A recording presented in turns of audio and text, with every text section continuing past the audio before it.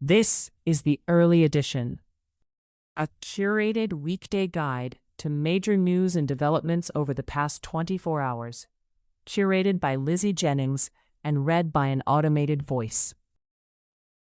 Published July 15, 2026, on Just Security, an essential resource for those shaping a just and secure world. Iran war.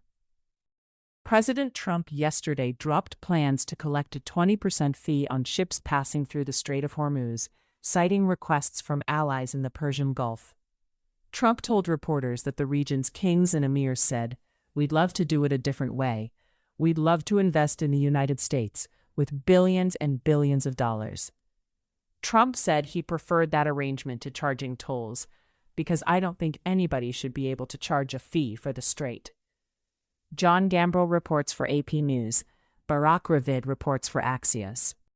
The U.S. military reimposed its naval blockade on Iran and carried out a fourth round of overnight strikes that continued into this morning, hitting an Iranian army barracks and killing at least 7 troops, while wounding 260 people across the country, Iranian officials said. Trump told reporters yesterday that more U.S. strikes were coming in the next few days, and that bridges and power plants could be targeted by next week unless negotiations resume. 3 sources told Axios that Trump held a Situation Room meeting yesterday to discuss a massive offensive in Iran that will be wider in scope than the current strikes around the Strait of Hormuz. Barak Ravid reports. John Gambrell reports for AP News. Iran said it responded this morning with strikes in Jordan, Bahrain, and Kuwait. Missile alert warnings went out in Bahrain and Kuwait. Authorities in Jordan said it shot down 3 incoming Iranian missiles, and the Kuwaiti army reported that Iranian hostile drone assaults were being repelled by its air defenses, Euronews reports. Iran's Islamic Revolutionary Guard Corps has threatened to close all other export corridors that benefit the U.S. and its allies, Iranian state media reported today. Regional energy exports are either shared by all or denied to all, the IRGC said. Analysts have said Iran has been signaling it may use its Houthi allies in Yemen to shut the Bab el-Mandeb gateway to the Red Sea. Enos Al-Ashrai, Tala Ramadan, Kanishka Singh, and Samia Nakul report for Reuters.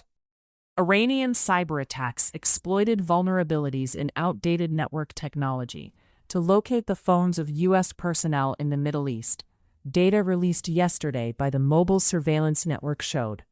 Zain Irwin reports for the New York Times.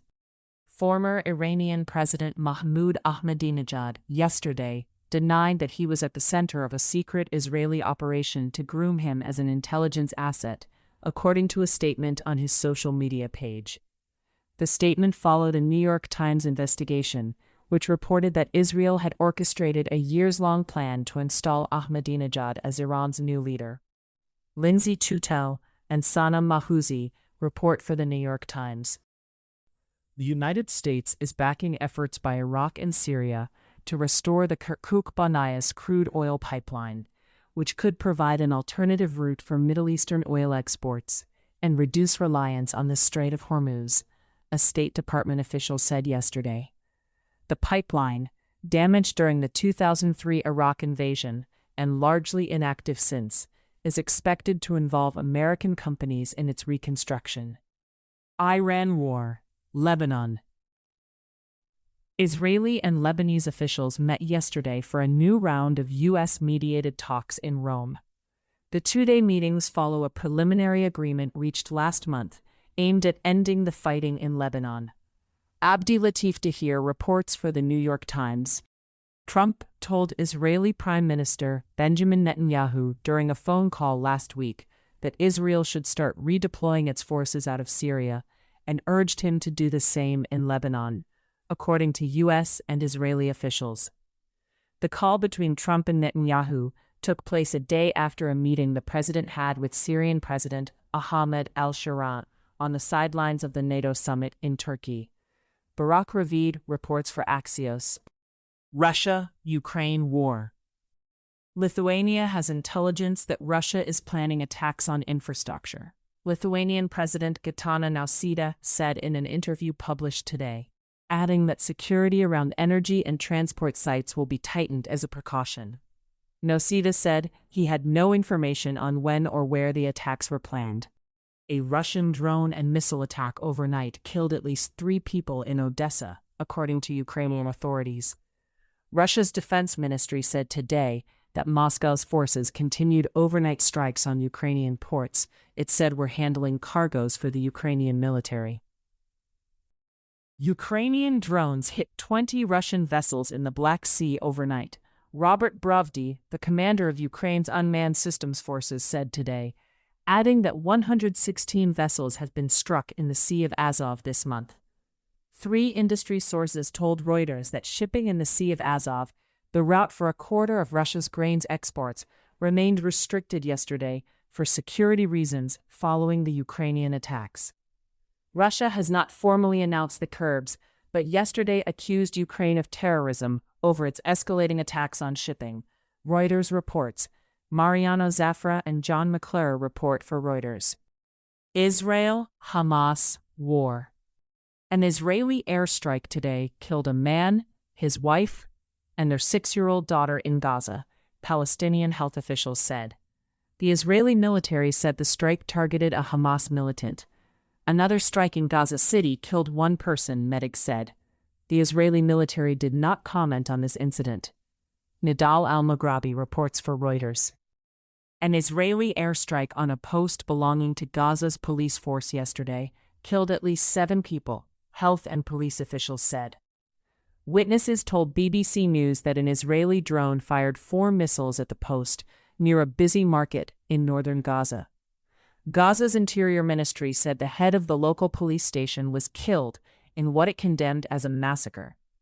The Israeli military said the police chief was the head of military security for Hamas's Central Jabalia battalion, and that 3 other terrorists were killed alongside him.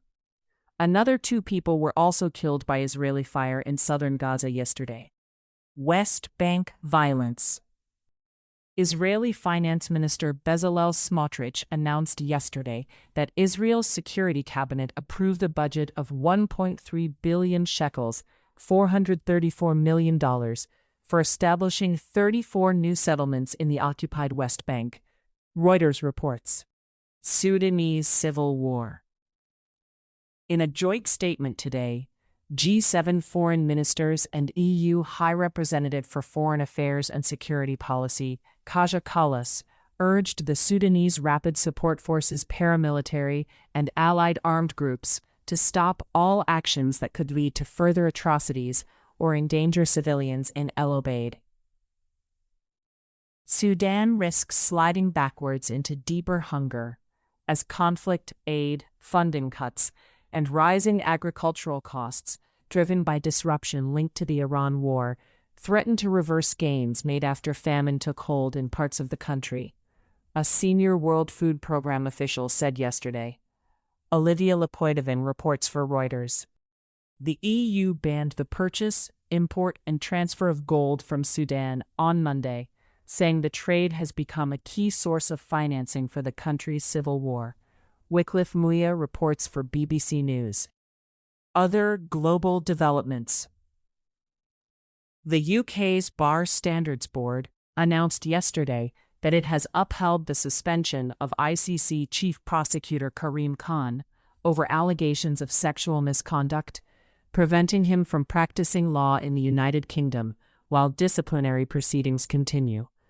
The ICC's oversight body will vote later this month on whether to remove Khan from office. ABC News reports. At least 50 migrants, including women and children, are feared lost at sea, while 10 survived, after their wooden boat capsized yesterday in the Mediterranean Sea off the eastern coast of Libya. 2 security sources told Reuters. Reuters reports. U.S. Foreign Affairs. Cuba's national power grid collapsed again yesterday, according to Cuba's energy ministry, marking the 3rd major blackout in 9 days as a result of the U.S.-deposed oil blockade. Ayose Naranjo reports for Reuters. Mexico has begun filing criminal complaints with state prosecutors in the United States over the deaths of its citizens in U.S. immigration custody and during enforcement operations, the Mexican Foreign Ministry said yesterday. Mexico's government has also sent cease and desist letters to U.S. detention centers where Mexican nationals have died. Over 100 flights were canceled yesterday, and 300 delayed at Ronald Reagan National Airport due to security measures meant to protect the Iraqi Prime Minister during his visit to Washington, D.C., sources said. Jennifer Jacobs and Olivia Rinaldi report for CBS News. U.S. Immigration Developments. Every ICE arrest team will have at least one law enforcement officer equipped with a body-worn camera going forward, the Department of Homeland Security said yesterday, following 2 fatal shootings by agents in Houston and Biddeford who did not have cameras. Nicole Skanga and Joe Walsh report for CBS News. The Trump administration has ordered ICE officers to halt most vehicle stops while carrying out operations across the country, according to sources. White House border czar Tom Homan downplayed the order yesterday, saying it was a temporary action that would not impede ICE's ability to conduct arrests. "It's a short pause, just to make sure you're doing the right thing," he said in an interview. Madeline Ngo, Hamed Aliaziz, and Zolan Kano Youngs report for the New York Times. A 28-year-old man, running from an encounter with ICE agents at a gas station in St. Augustine, Florida, was struck and killed by a tractor trailer yesterday morning, according to a state highway patrol spokesperson. The Department of Homeland Security provided limited information in a statement yesterday evening, saying only that agents had conducted an operation near St. Johns County and that an incident had resulted in the death of a Mexican national. David Ovalle and Hamed Aliaziz report for the New York Times. Tech developments. Google DeepMind CEO Demis Hassabis yesterday called for the United States to establish a new AI watchdog with the power to screen the world's most advanced models and coordinate an industry-wide slowdown if dangers mount, according to his personal manifesto published yesterday. Mike Allen, Zachary Basu, and Madison Mills report for Axios. New York Governor Kathy Hochul D. yesterday signed an executive order barring the construction of new hyperscaler data centers using 50 megawatts or more of power for up to 1 year. It is the first statewide data center ban, though similar measures are being considered by other states. Paxton Honorkamp reports for CNBC. The Trump administration yesterday launched a new AI cybersecurity clearinghouse dubbed Gold Eagle that officials say will help federal agencies, critical infrastructure owners and operators, and AI companies identify and patch software vulnerabilities discovered by advanced AI models. U.S. domestic developments. Senate Democrats yesterday defeated a motion to proceed to the $1.15 trillion annual defense authorization bill. The bill failed by a vote of 50 to 46, with senators voting strictly along party lines. Democrats cited the resumption of the military conflict with Iran and Trump's failure to ask Congress to authorize the war as a significant reason behind their opposition. Alexander Bolton reports for The Hill. Justice Elena Kagan told the House Appropriations Committee yesterday that police expect threats against Supreme Court justices to rise nearly 40% this year. The court is requesting $18.9 million to expand personal protection, build an off-site security command post, and hire cybersecurity experts. Josephine Walker reports for Axios. Emails obtained by the watchdog group American Oversight and provided to the New York Times reveal that Acting Attorney General Todd Blanche previously helped oversee a Justice Department task force investigating alleged government weaponization, while managing conflicts with more aggressive Trump allies. The documents, released ahead of Blanche's Senate confirmation hearing for Attorney General today, have sparked debate over whether he supported Trump's efforts to target political opponents or acted as a check on those efforts. The Justice Department has subpoenaed several major law firms that reached agreements with the White House after facing pressure from Trump's executive orders last year.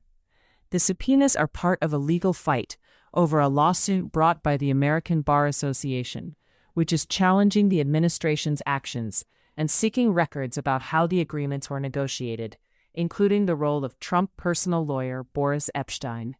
Michael S. Schmidt and Devlin Barrett report for the New York Times. Trump administration actions.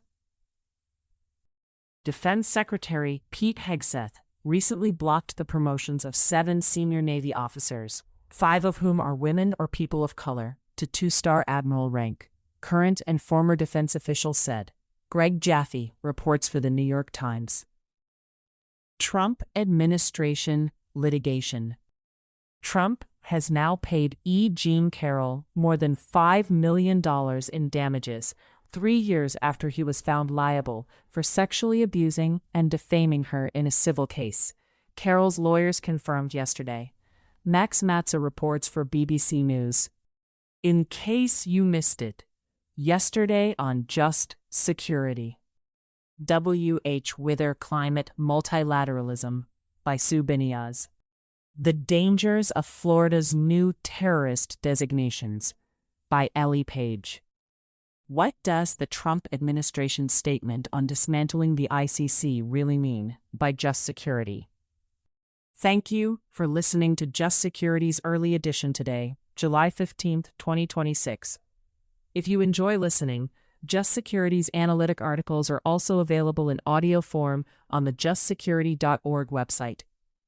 To stay up to date on Just Security's analysis of law, policy, and current events, go to justsecurity.org, subscribe to Just Security on Substack, and follow us on LinkedIn, Blue Sky, Facebook, Instagram, and Threads.